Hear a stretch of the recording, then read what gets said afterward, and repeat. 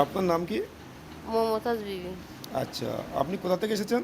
রাজবাড়িয়া থেকে। রাজবাড়ি কোথায়? সমুদ্রপুর রাজবাড়িয়া। আচ্ছা, সমুদ্রপুরটা কোথায়? অশোকনগর।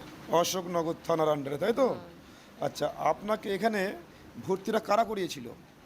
এই যে আমার ইনারা, এনারা বলতে এনারা হচ্ছে ডাব্লিউবিএমসি এই WTNC ওনারাই গেছিল আনতে। সোশ্যাল ওয়েলফেয়ার ট্রাস্টের এনারা মেম্বার। এনারা সম্পূর্ণ বিনামূল্যে পরিষেবাটা দেয়। হ্যাঁ।